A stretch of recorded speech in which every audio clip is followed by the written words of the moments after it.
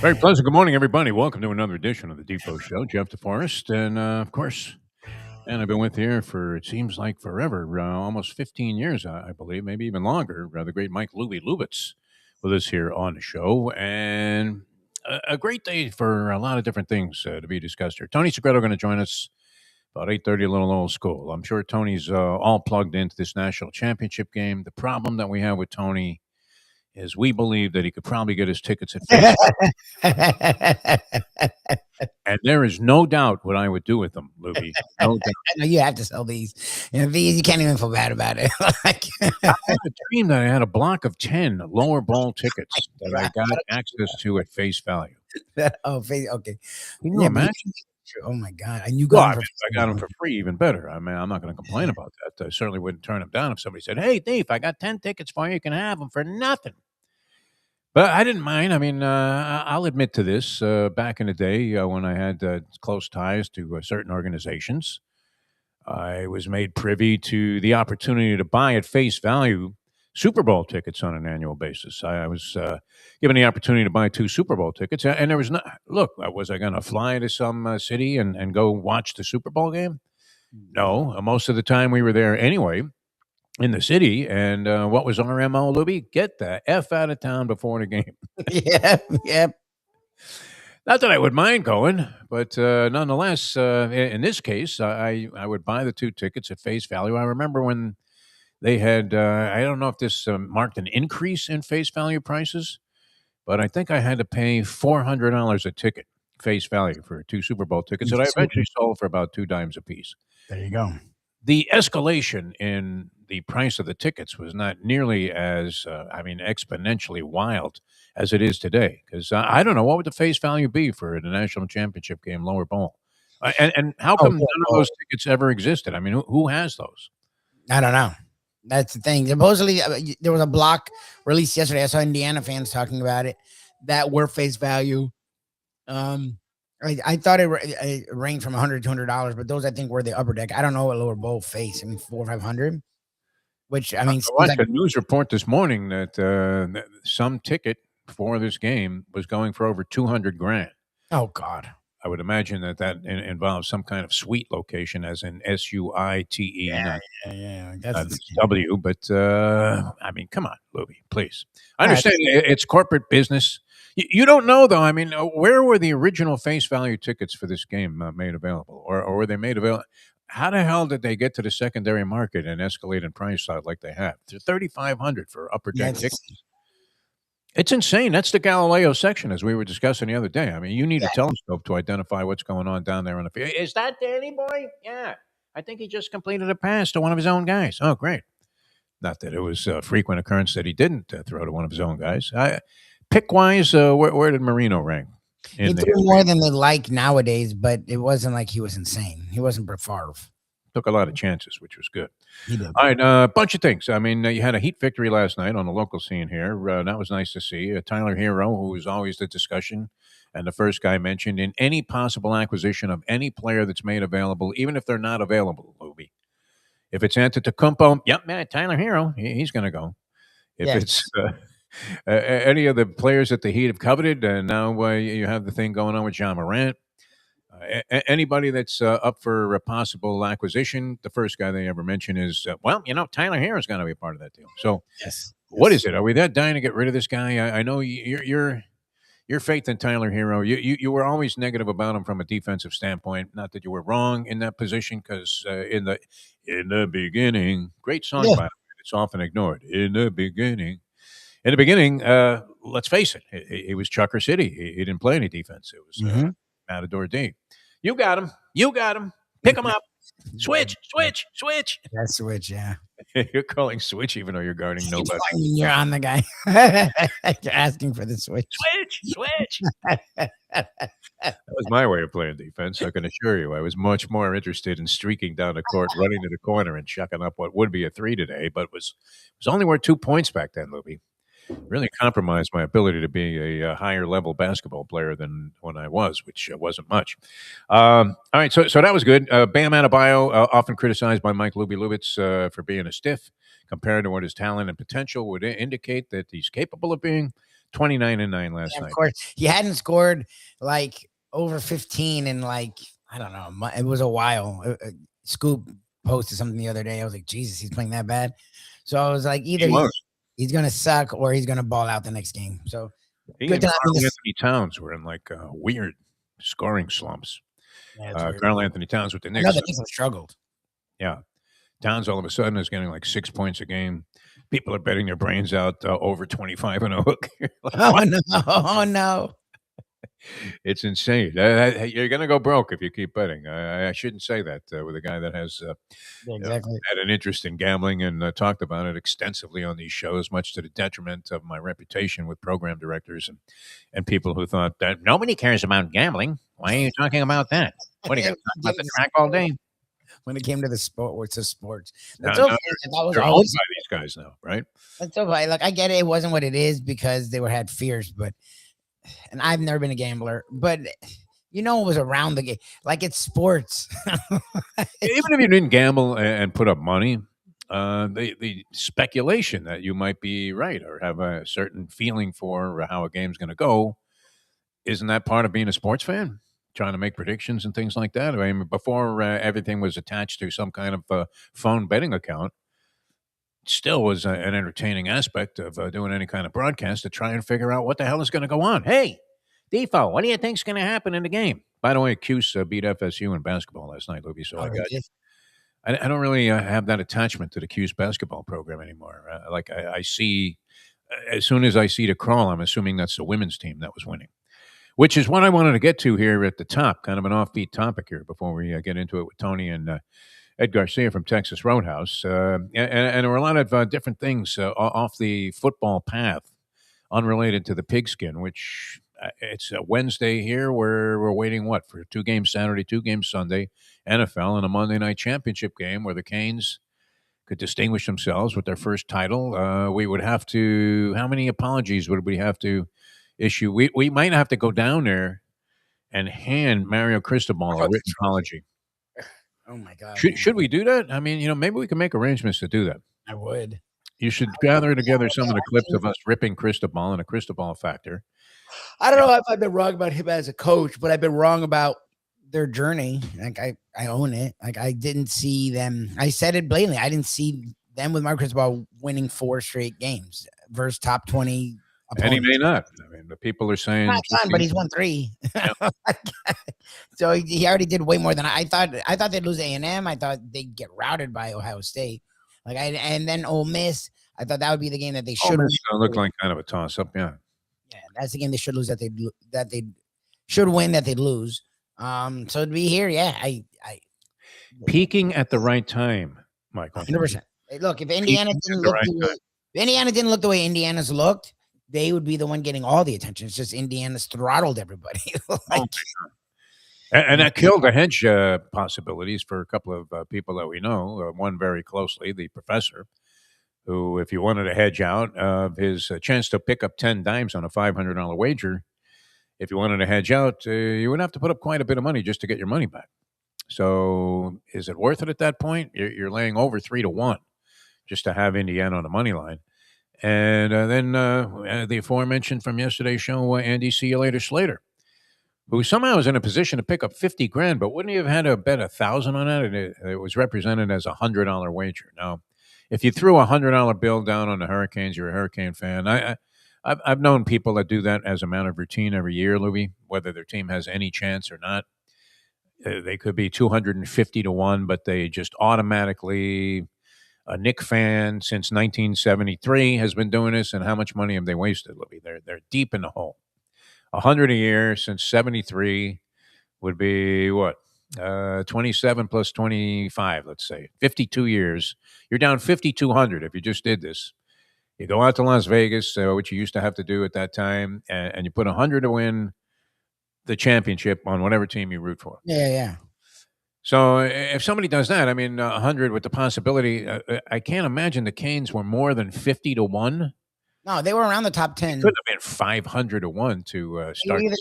I think they were top 10, weren't they? I mean, they haven't been that insane. That's why that number was solid because they've been around the top 10 all year. They almost missed the playoffs, but then they get in.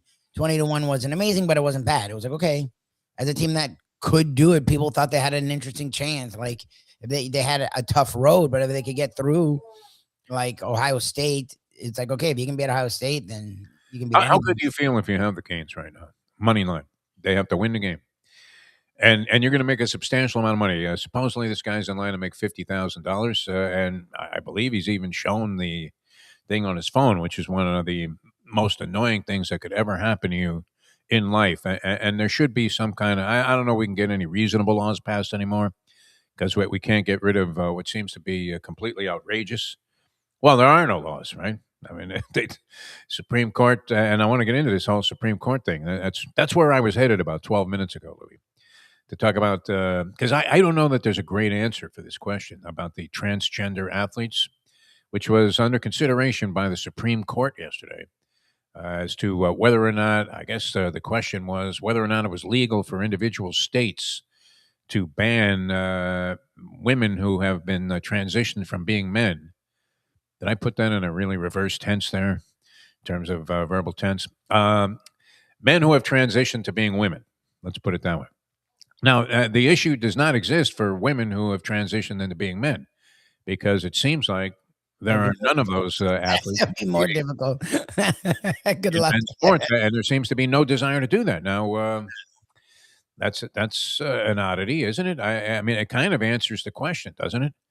Where I don't believe you have any cases of women who are insisting that transition to being men. And let me preface this all by saying I am as open minded about all of this stuff as you could possibly be. I don't necessarily understand what the impetus would be. That I mean, look, that has to be something that is very difficult to contend with. Would you agree, Luby, from a psychological standpoint, where you're like a man and you want to be a woman? I don't know. That is that something you can fathom going through whatever mental machinations you have to go to go ahead and make that. I don't imagine that people make that decision lightly. What would you say, Louis? Is that a fair statement? Just to be a transgender person has to be a No, it's not very, easy. very difficult thing to come to. It's No, harder. Yes, that's why I've never understood giving people crap who are it's unrelatable to me because I could never even conceive of it. I can't comprehend it. I can't, feel what they feel, Right. but I'm not gonna try and get in their way. Like, Live your life as long as you're not hurting anybody. and I don't even want to use the word choose because they're not choosing. From what we know, this is all they know. This is the only thing. This is the only way they can feel like they're themselves. How I feel like myself and you feel like yourself. So Yeah. why would I want anyone to not feel like themselves? I might not understand it. It might be weird to me. I hate using that I word. wouldn't claim to have the slightest inclination as to how to. I just don't get it. It's look, the only reason with sports I've given an opinion of any kind is because it is not fair. Like it's just physically, men are bigger, stronger, faster than women. And women will fight that in some regards, but the reality is it's true. It's scientifically proven. Okay, so if you are a man becoming a woman, yes, you're taking hormones. Yes, you're not the same man you once were, fine, but you're not a woman. Like physically, biologically, you're just not. So it is not fair. Again, I'm as open-minded and liberal as it gets for most extents. I mean, the leftists are insane. So I'm not that, but like I tried to see other people's point of views and try to not get in anyone's way and let people live their lives.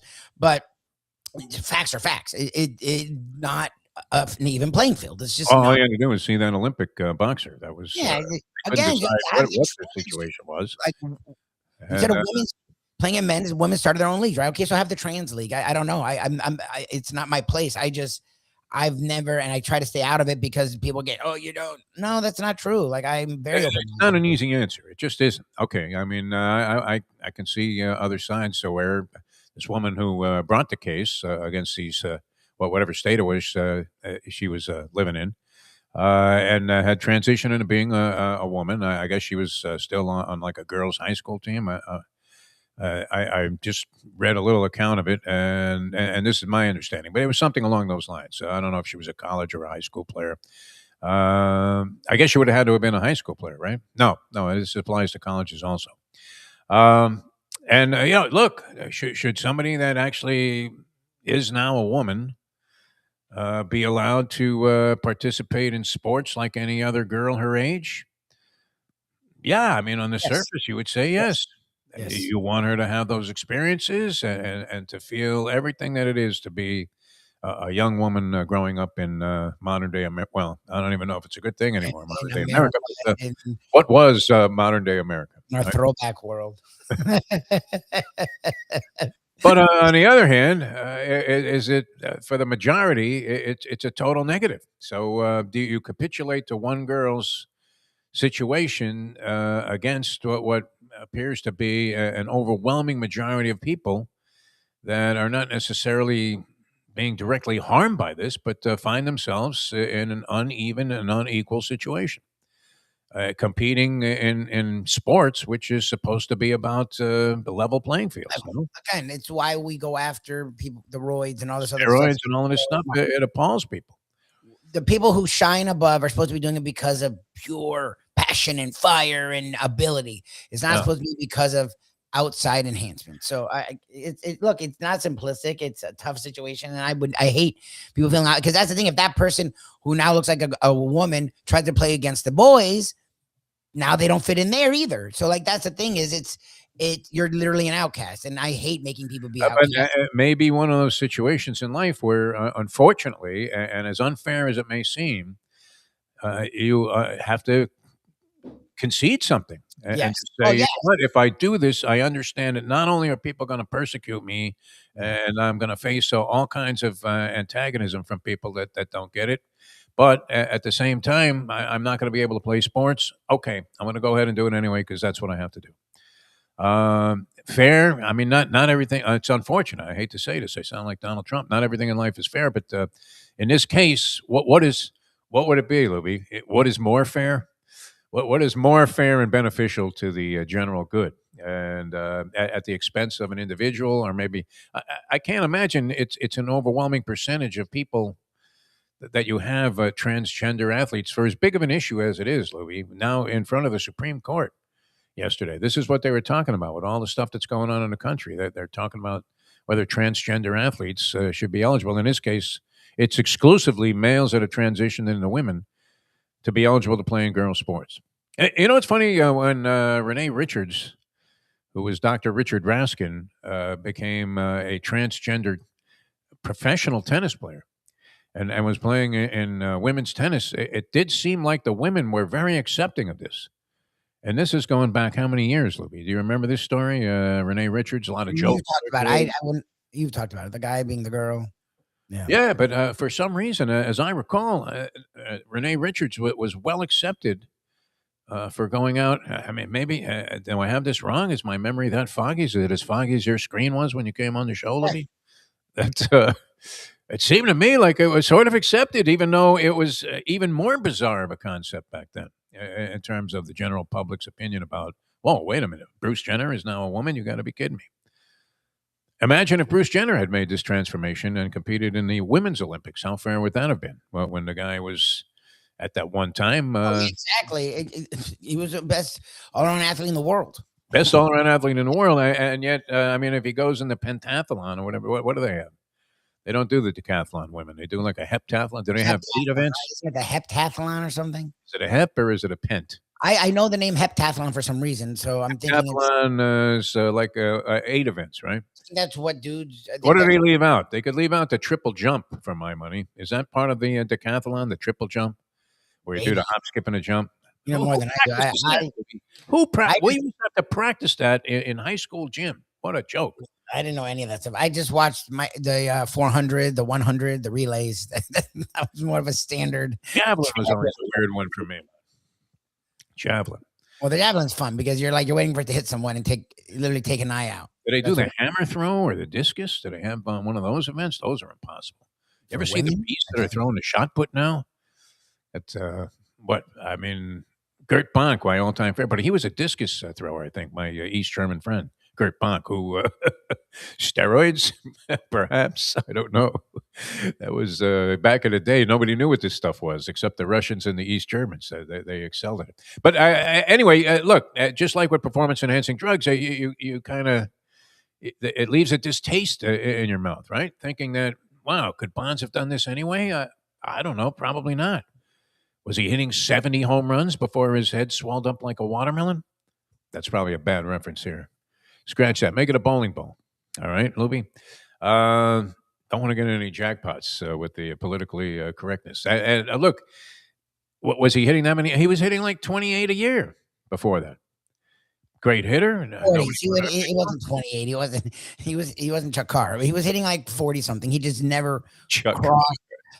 He never crossed the 50 threshold. It was miraculous that he crossed it, and then all of a sudden he obliterated the crap out of it. My baseball sensibilities were crushed to think that my man Rogers' record was so easily eclipsed. To the point where Sammy Sosa was an also ran on the 60 home run plus. You don't even think that Sammy Sosa, not Kaiser Sosa, Sammy Sosa, did he hit 60 home runs 4 different seasons? It's possible. Inconceivable stuff was going on, and we're just sitting there with Bud Selig going, hey, Bud, you notice any difference in the way these guys look? No, not at all. But an unfair advantage is something that we always had. Really, at least I did. I thought I'm in line with all the people that say Hall of Fame, never mind, even though there are more despicable things that have been done by people that weren't all that nice away from the game. I don't want the juicers in the Hall of Fame. So I'm thinking this, Lubie. This is my conclusion on the whole thing. Unfortunately, the states, I think, should have this right. I don't know how hugely discriminatory it is when you weigh it against the fact that the unleveling of the playing field is so severe in most of these cases. So what happened with this college swimmer that was a transgender woman and was winning like everything by 50 lengths in the pool? I have no idea. They'd be doing 2 laps, and this person, and it became a big deal. I guess what was she with Penn State? Is that possible? No, I don't know. Some college swimmer though. Yeah. Just when that person was a man, and then when they went, they're like 250th in the men, and then the women they ran roughshod, which sort of proved all of our point. Yes, I don't remember the score. I'll look it up. All right, Andy says Bonds was hitting about 40 home runs, or he wasn't a 40 home run guy.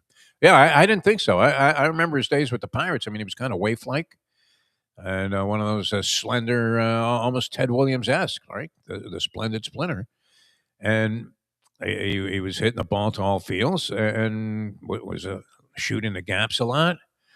But he wasn't hitting 73 homers. Lubies. I mean, if they threw a pitch anywhere near the plate, Bonds was knocking it out of the park. 100% that year, and even after that. Near the plate. Yep. Pitches 3 feet out of the strike zone, and it was as close as he was going to see to a strike. And to his credit, I mean, do you have to? And that's the thing. There are 2 sides of it. Do you have to be a really good player to be able to take advantage of this? Yes. Mm-hmm. Okay. Not everybody that was doing juice was hitting 70 homers, but Bonds was, and he did it while nobody. They never threw him a pitch the entire ballgame. To hit, I mean, rarely. It had to be by accident when that happened. And look, so he had to have the talent. And do these transgender women, should they be able to go out and do the kind of things that any woman typically would do? Yeah. Yes, they should be given the opportunity to live the life of anyone else. 100%. In the sports playing field, it's a little different to me. It just is. But again, I'm sure someone will slam me, and it's not. They should have. I'm not even trying to do it maliciously. I just don't see how it is fair. I just don't see it. And it's not fair to them either.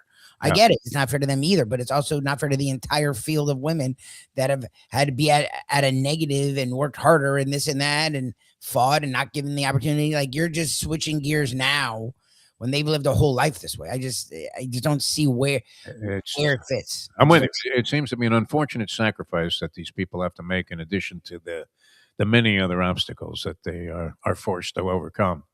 But it was something that was done by choice. It wasn't like somebody forced them into it. And sometimes, unfortunately, there are consequences that are meant to benefit. Is it fair to say the general good, Louis? I don't know. It was weird to see, and I don't know. There's not a great answer for it. So that was my conclusion. But I tend to side with the idea that, and the argument is often made. Well, would you want your daughter playing against somebody that, in essence, was going to be maybe 25, 30% stronger than her? That you have one of the people that I guess was part of this decision making process, not on the Supreme Court, but part of the suit. I saw a commentator. He was saying, "Hey, look, I have a daughter, 5'4". She likes to play basketball and volleyball. Should she be in there against somebody that was a man that is 6 feet?" Yeah, that's my thing. I'm not trying to be a jerk. It's just I don't see how it. I just don't see where it fits, and Yeah, I think it's rational. Like, I mean, so go play against the guys and look. I don't know. I don't know the answer. I'm not gonna lie to you. I really yeah. don't. But like, it's I think the answer is, unfortunately, not in favor of the woman who has what you would think would be a rightful desire to play sports as a girl. But yeah, it's you know what, this will be good, and let's bring them on before we take our first and only timeout. We're down to one timeout here on the program. We bring in Tony Segreto. Tony, you look like you're back home. Are you back home? Yeah, I'm back home. Oh, okay, good. Will we be seeing you? Because I do have something for you. Friday I can't come because of Footy's Memorial. Footy's Oh Memorials. yeah, yeah, that's right. Wow. I Friday. haven't heard anything about it. Send our regards into everybody there. Yes. 'Cause, So on yeah, this people are Friday, checking out though. I had one of the weirdest things happen to me yesterday with a guy that I didn't know him well. I mean, I just casually knew him from being on the music scene, and so I'm watching this news story from Boynton Beach. Two business partners, KW something, what was the name of their company, gets shot by a guy who then takes off, runs from the police who got to the scene before he had left the scene where he had just shot two people, and he drives off and then shoots himself. Okay. And it turned out this case was about a $5 million fraud that was being perpetrated on the two business partners who had been ripped off by these two guys. They had been caught. One of the guys was serving time, and the brother of the guy that committed the fraud comes in and shoots these two guys before he shoots himself. And then it turns out I know one of those guys. He was a local percussionist, a guy named Rick Garachi. A great guy, and it's amazing, right? You're thinking you just never know. I mean, that is one of the weirdest fashions. But it's always strange, Tony. I guess this happened to you, because you were doing the news, where the news was about somebody that you knew. yeah. Wasn't There was one of my good friends, the guy I went to my prom with. He was a police officer. He went up to a house and they shot him. They just shot him to death. And I had to read that story cold. Oh And Jesus! Tony, wow. it just shook me to my core. That's a tough one, man. I mean, every now and then you get hit with something haymaker, and you're like stunned for a second. But pro that you are, you probably went right through it. All right, so where do you stand on this thing, this transgender women's Oh, thing? I'm not getting into it.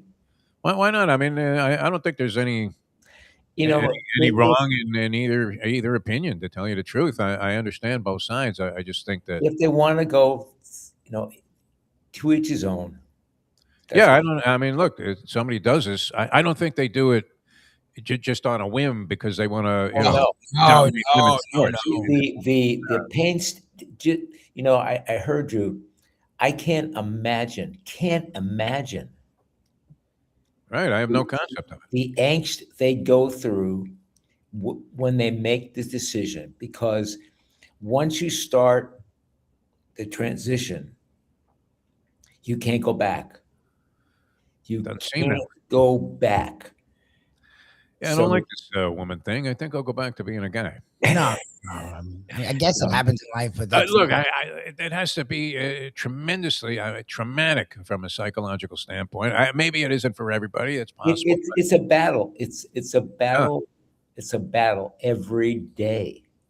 It'll Sure. be every day. I imagine that once you make the transition, you still have that battle.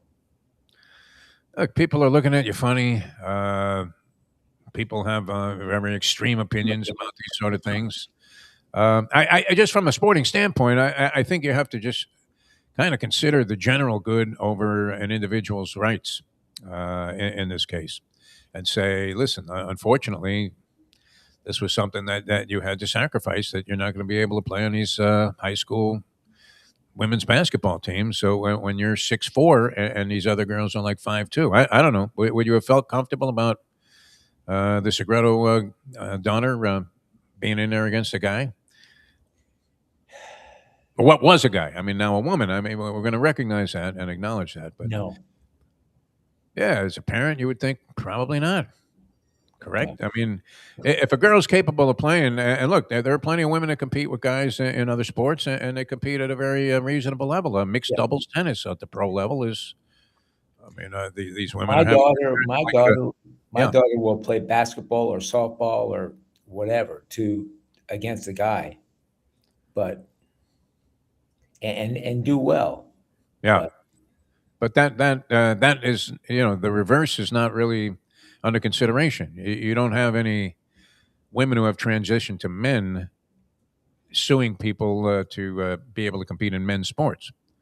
They don't. I don't know. Are there any that do it? I mean, are there women that have transitioned to being men? Can't think of any. Are playing high school or college sports? You would have to think somewhere along the road that there was somebody. All right, we'll get out of that because I don't think, as I said at the beginning, I don't think there's a great answer to it. No, there isn't. And, to each his own, and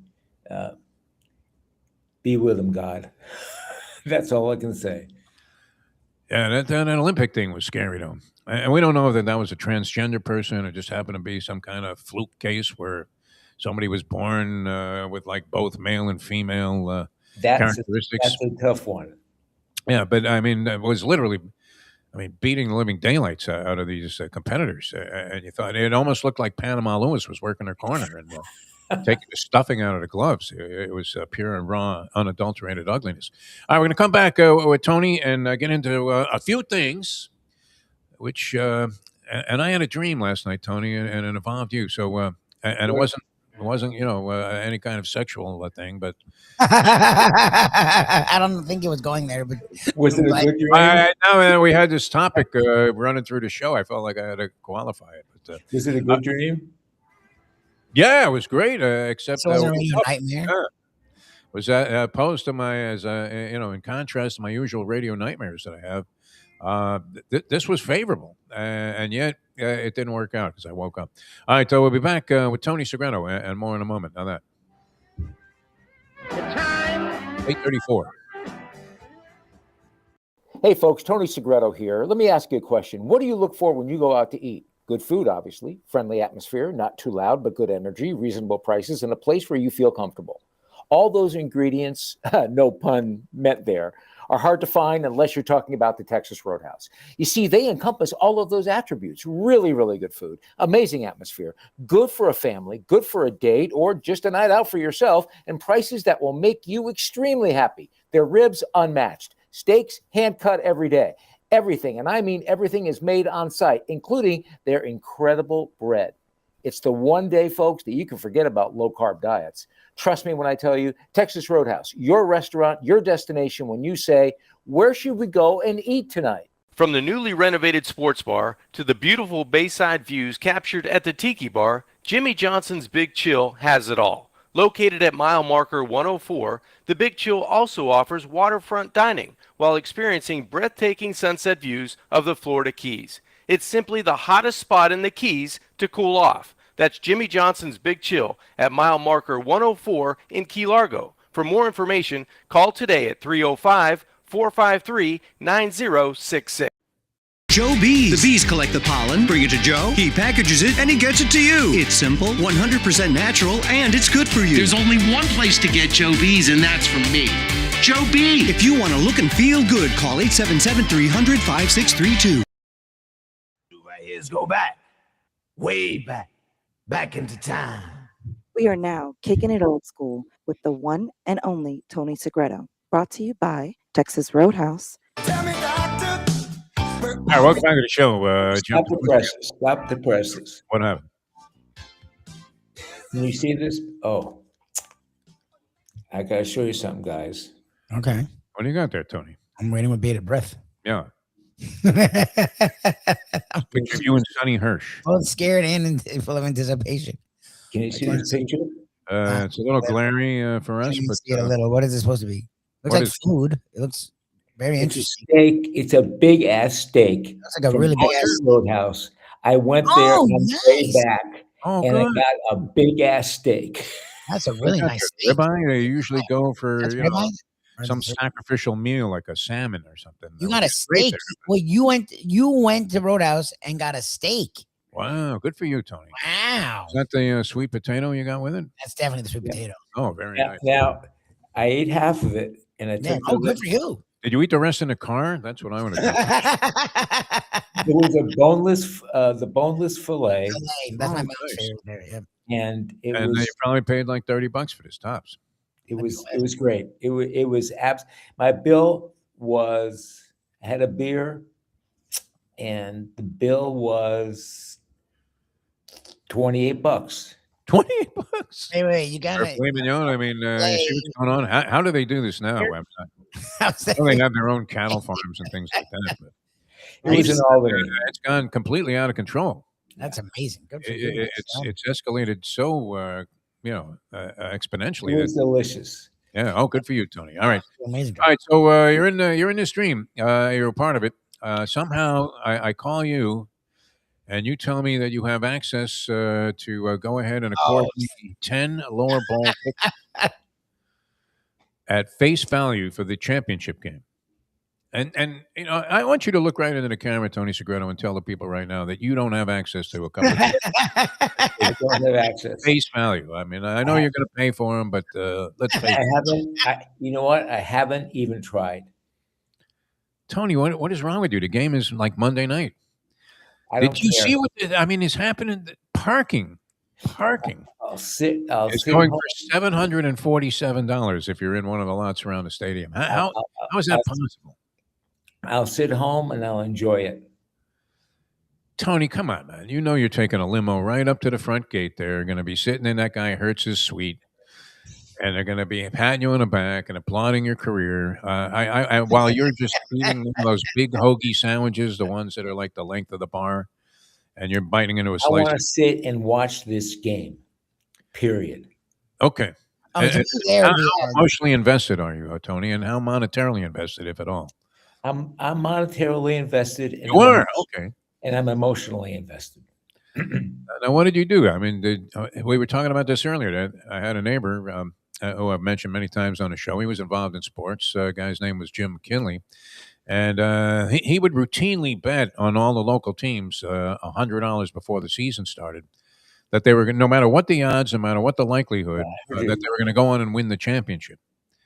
And he cashed a couple of them over the years that I knew him. And so, one or two, I guess he hit it a couple of times, and because we didn't win that many championships, but when the Heat won, I believe in like 2000. What was the last title, Lubie? Was that like 2000? 2001. Wait, what are you talking about? For the Canes? No, for the Miami Heat. When was their last championship? Won. No, they won. Oh, they actually. Not with LeBron. I mean, this was pre-LeBron. Oh, 2006 was their only title without LeBron. Okay, that's what I thought. That was the way title was Shaq. Yeah, he had dropped a stick before the season on that, so he cashed a nice ticket. Are you inclined to do that, Tony? I mean, being a degenerate gambler, closet degenerate gambler at that. Do you like put a stick down on the Marlins before the year begins, just because they're the local hometown team? No, I didn't. This is the Canes are in the championship game, and I put $100 on it and see what happens. Okay. Are you going money line, taking the 8 and a hook? Or your bookie probably gave you 13 because you're betting with a guy that's using the teaser calculator. 8 and a hook. Price. 8 and a hook? 8 and a hook. Okay. Well, what is it at? I think that line jumped like yesterday. It was unbelievable. All right, so you don't have What happened? He's there. No, what's going on? Hear us? We lost you for a second. All right. Yeah, can you hear us now, Tony? Yeah, we hear you good. No, we hear you good. We lost you for a second, Dave. You're good. Very good. All right, so you're gonna. I was saying you're gonna look into the camera at what is tantamount to a media congressional hearing, Yes. and tell us that you, the only guy that we can think of that would have this kind of access, do not have access to any face value tickets. I haven't tried. Oh, so there's I an. haven't, Lubie, I, did you get that? Mark that on the That's tape. true. That's I different. haven't tried, Yeah. It's a different and I answer. want to sit and watch the game. What can't you understand? You're shattering my dream. I thought you had a block of 10. Or I got a block of 20. I'm just not telling you. These things are going for like, I mean, 50 grand. Can you imagine? What could What's possibly the face value of the ticket? We're trying to figure that out. We don't know. We have no idea because I don't know that they were ever offered to the public for any If reason. anybody has a ticket, a face value of a ticket that's listening to us, please call. Yeah, I'm curious. We don't have to call. They can just chime in. How do you not know this? You're on the board of the stadium, aren't you? I am Doesn't staying. Stephen Ross consult with you about ticket pricing? No. Well, what can we charge for these, Tone? That doesn't. Nope. Oh no, he wouldn't be in charge of this. It would be, of course, the NCAA. Who we don't know who they are anymore. It's almost like they're the ice people. They wear masks. NCAA is existent only when they want to put the hammer down on a school for cheating or something like that. Or collect a fee for staging an event, which makes them right in line with the World Boxing Council, which we have implied forever that what the hell do they really do to deserve this money and this level of weight, or where they and who gets it? Who gets it? I always thought you got a piece, no, for being on all these committees. I don't know. All right, so where do you stand? You're betting your money that the Canes will be within 8.5. That certainly seems reasonable. Yeah, I don't know. I mean, is there? How big of a chance do you give them to win the game, Tony Segreto, Mr. Hurricane? I think they like being the underdog, and I think they like the challenge. I just don't know. I don't know about Indiana yet. You know, everybody wants to say they're good, they're good, they're good. I just keep thinking back to the old days. Yeah. And I can't get it out of my head. And meanwhile, Kurt Signetti is plodding along, and he's got him humming. So, and it's been 9-10 days since they played. So it's going to take him a quarter to get the rust off. Yeah. So it's a 3-quarter game, and whoever can win in 3 quarters wins the game. See, I like how he Signetti is like wants the kids to take this game. Like usually it's not a bigger game, not a bigger game, but a lot of time coaches will be like, look, you know, we'll change things up. We'll do things because it's the championship game. I like how he was like, he point blank said, we're treating this like any other game. We've gotten here because of that. Why would we change now? Like, we're literally treating this. We're going through every step. And I get it's not the same thing, but I like that he's trying to. I like that he's singularly focused. He's singularly focused to be like, look, guys, we're not doing anything different from what we've done before. It's what got us here. We're going to face a great opponent, and we're going to take every step the exact same way, and we're going to take every step seriously. And it's like, all right, good for him, because so often, like you just said, that first quarter is so much rust and so much deer in headlights because of the lights and the cameras and this is the game that, like, the first quarter is like shell shock. Like, I like that he is imposing in these kids that, again, they're as well coached as anyone. They're one of the most least penalized teams. They don't turn it over. Like, it all comes down to coaching. And I like that his approach is, look, we're treating this like any other game because that's what got us here. My friend, the guy is insane. And I'm like, it's crazy that he was able to go to Indiana and then be this, because when you hear him and watch how this team plays, it's like, oh my God, of course he was going to be a great coach. Like, it's annoying that Indiana was able to scoop him up, because the guy, like, is everything you want in a coach, because he combines the old school, but he's not yelling. He's not losing his mind. He's not disrespectful. Like, everything you said is so true, Lubie. And you know what? they just take the game as it comes. And you know what? I'm worried because they're really good. My friend put a good perspective on the Indiana side of this, talking on a handicapping show yesterday.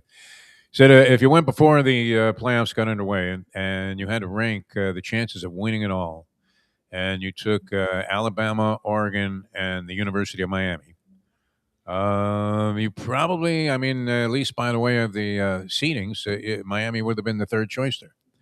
So you've now watched Indiana mow down Alabama and Oregon in embarrassing fashion, and so why should they be that much worse off when they're taking on the team that you would have probably put third of those three schools to be the most effective in the postseason? I guess you thought Miami probably was better than Alabama, but did we really? I don't know. We didn't know that till they beat Texas A&M.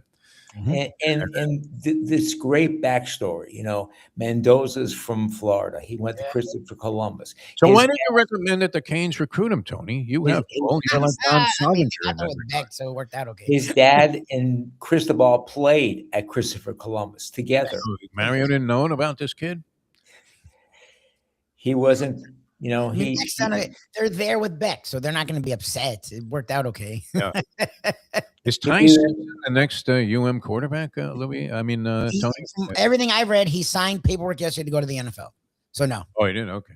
Yeah. He actually literally signed paperwork and then like was showing it because no one believed it because the numbers got pretty out of hand. But again, what people don't realize is the NFL's money is bigger than people are giving it credit. Like people have gotten so crazy with the NIL stuff that they forget what NFL money is. Yes, if you're going to be drafted in the 4th round and you can make $5 million in college, the $5 million is bigger. If you can get drafted in one of those 32 picks, $5 million is not bigger. It is not. Those guys have to be worth like $15 million right off the bat. Top 10, 10 to 20, 20 to 30. There are different levels, 100%.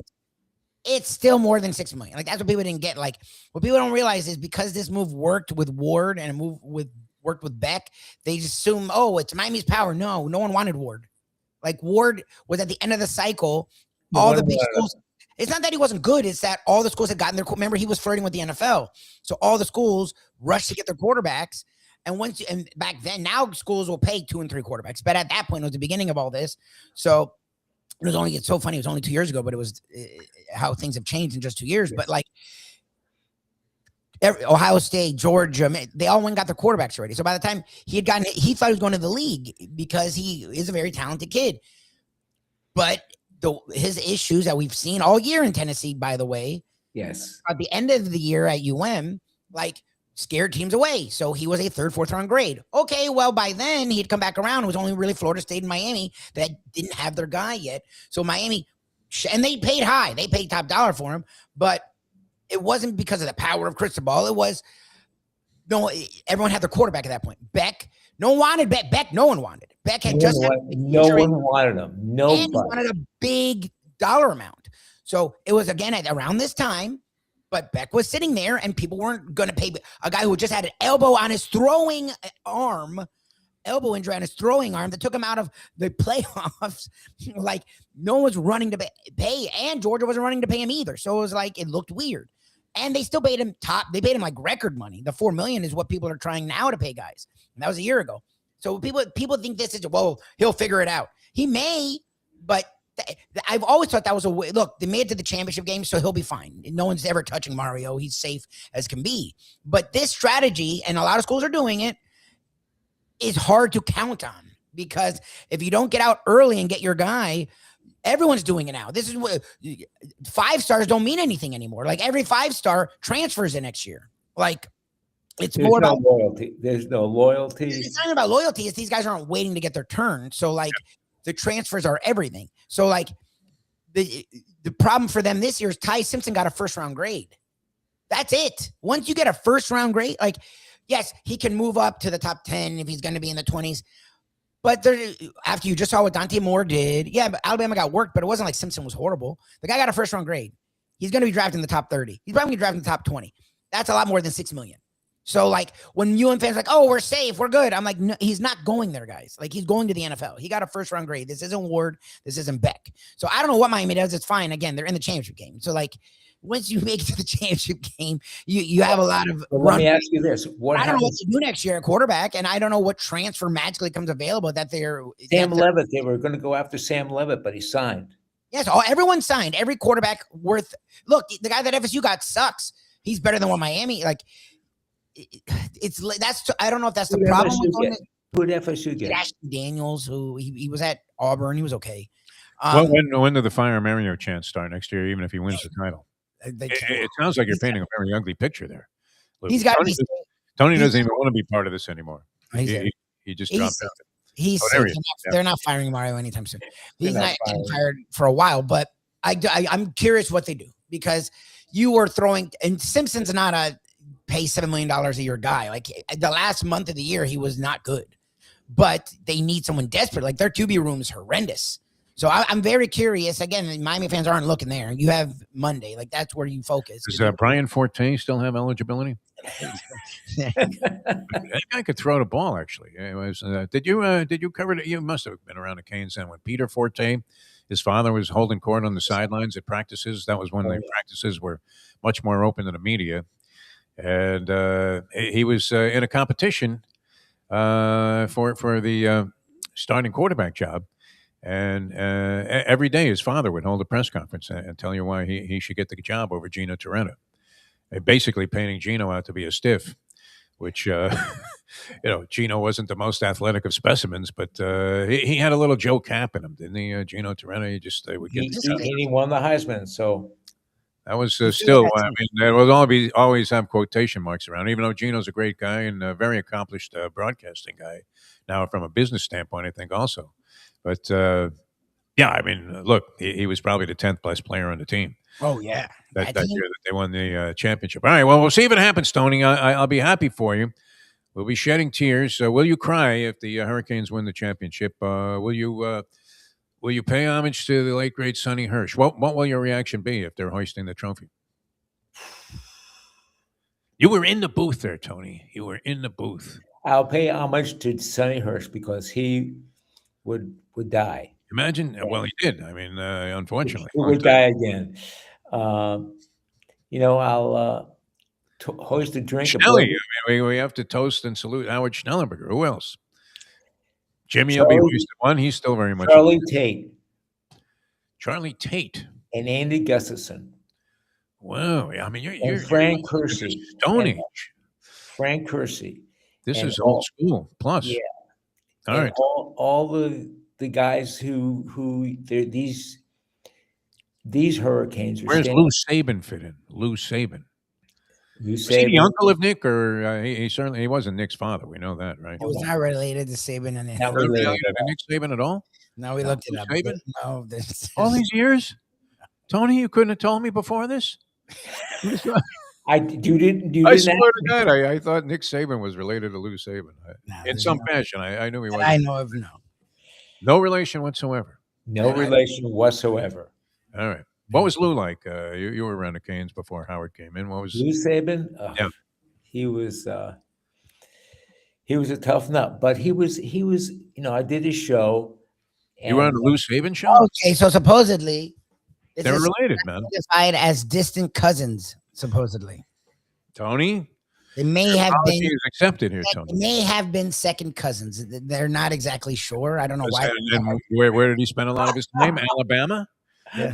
So that certainly is a possibility that somehow they're distant cousins. But Lou Saban on the show. Yeah, what did he say? Would be so good because he watched. Where did you do the show? At the studio. Oh man, yeah. You should have been in like Tony Romas or something, no? So he'd see a play and he goes, "Son of a gun, he missed the block." Tony, how did he miss that block? Oh, on the show, nice. On the show, that's great. Well, I don't know. His own guy would be like talking about his own player. He did an Olay. He missed. Wow. How bad were those teams? Because they were talking about the C word there, just getting rid of them, contraction. They were. You know what? No one gives him credit, but he started the comeback. Okay. Oh, yeah. I mean, how did he stave off them disbanding the program? Or was it him, or how'd that? He Weren't was. they like within an eyelash of just putting I was the outside the program in door shredder? when they came within one vote of Oh disbanding wow, football. really? Oh, Jesus, yeah. I didn't realize it was that close. Yeah. Oh, we couldn't allow Football? that to happen. I know basketball they did. I didn't realize football was that close. Basketball was out. Football would have been out, man. The only thing you could have got there was your degree to go on to dental school. I mean, that was it. Very good, Tony. Very good. So, no line whatsoever. We didn't get any information on this in terms of what tickets originally cost.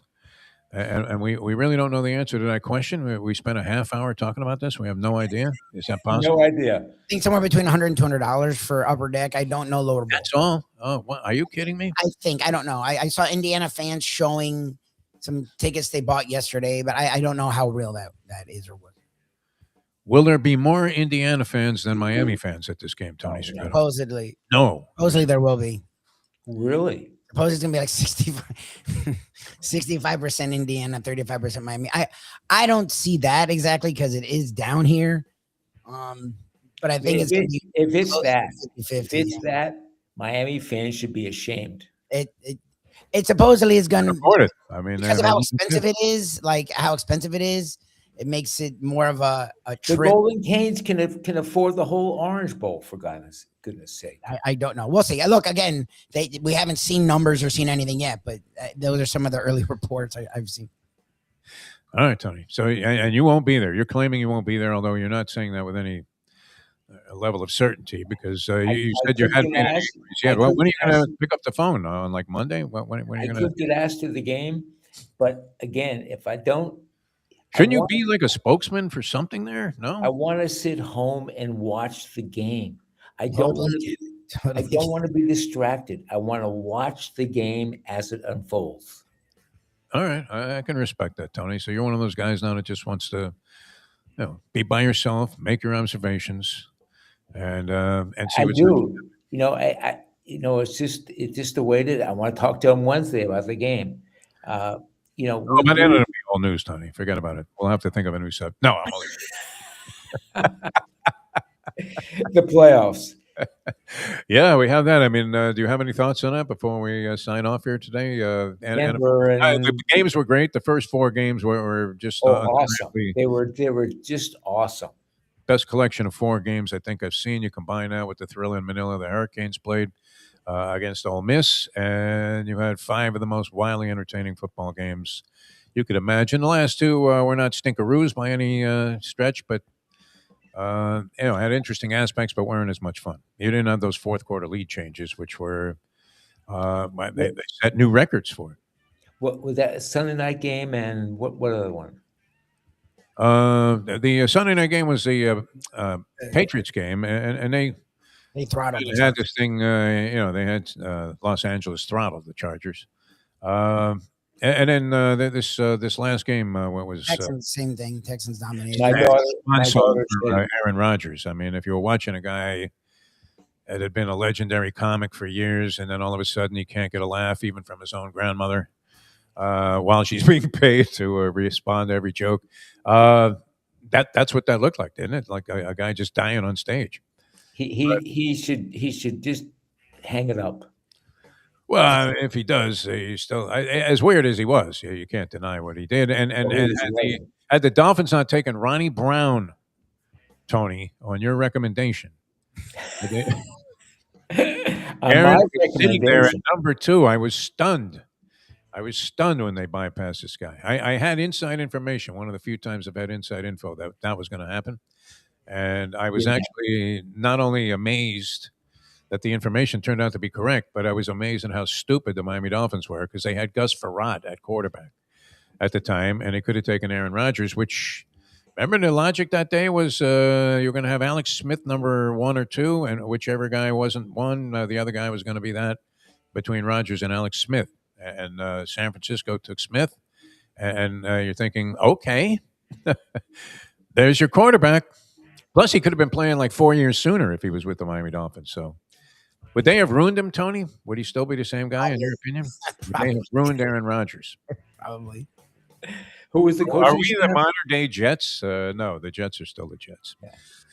Career breakers right at the start. All right, Tony, you have a good one. I'm glad you got that steak. Hold that picture up again. We'll see if we can enjoy. Got a great picture here, but a Roadhouse steak, $28 with a beer. Get out of here for a filet mignon.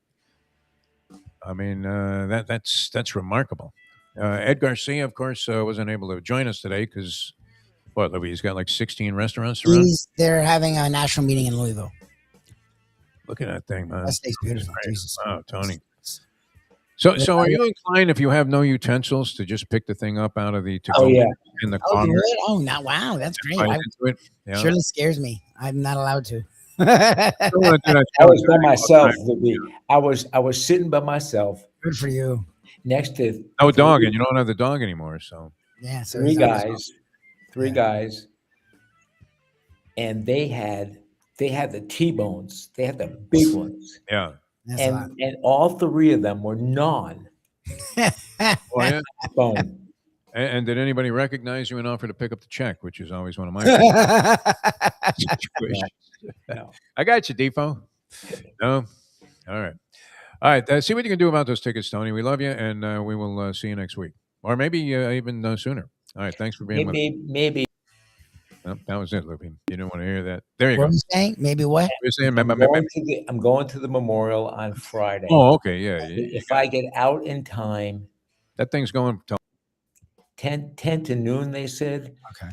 So if I get out in time, I'll. And then they're having another ceremony. Yeah, the John pretty crushed me. Okay. All right. Well, we'll see you soon. Thanks, Tony. That was the bottom line of that. We'll see you soon. Tony Segreto, ladies and gentlemen. All right, Tony, man. Can you believe he was doing a Lou Saban show? Yes. And that the guy's ripping his own players on one of those coaches shows. You never see that. I love that. That's great. Well, he's a fine young man out of a popka. Bobby Bowden was my favorite coaches show of all his coaches shows. I don't know. I mean, probably yours too, I mean, no doubt, for obvious reasons. Other than Bowden, which I loved watching Steve Spurrier on his coaches show. The worst set in the history of television. Like, it was a set that went back to the early days of television where here's Steve Spurrier with the Florida Gator program, and he's got like an old rusty locker with a Gator helmet on top of it, and the rest of the wall is just blank. They couldn't have green screen. Well, no, it's probably predated green screening, right? Over the stadium. Spurrier show was ugly. Coaches shows down here, I did a bunch of them on the radio. They were usually okay. I mean, what are you going to say? Hey, coach, you got hammered 31-3, but this would be a typical. This woman just got ostracized for throwing the compliments at Liam Cohn. But imagine having to start a coach's show, Lubie, after a shellac. Oh, no. Yeah, the coach's show to me. And you're there with like Jimmy or Dennis, Howard, any of these guys that were involved in these shows I was on, Butch Davis. And hey, coach, I mean, it didn't turn out too well on the scoreboard, but what positives did you take away from the game? It's kind of like a Tom Rinaldi interview with Tiger Woods. Oh, Tiger. Yeah.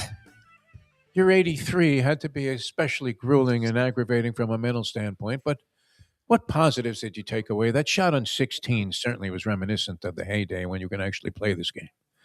And you're like, what kind of question is that, man? Yeah. Where are you going to go? But so Saban's in there just ripping players. Tony should elaborate more on this story. That was a good one. Had to be like black and white TV too back then. All right, we're going to get out of here. Lubie, you have a good one. And we will see you guys tomorrow, next edition of the program. From Mike Lubie, it's Tony Segreto. People at Texas Roadhouse, I'm Jeff DeForest. We'll see you next time as we leave you know that. The time.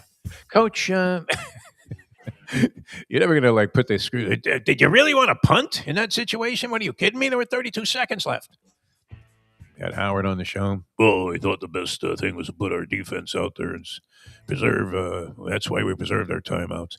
All right, thanks. It's 9:05. Let's go to eat a damn snack. Look what they done to my show.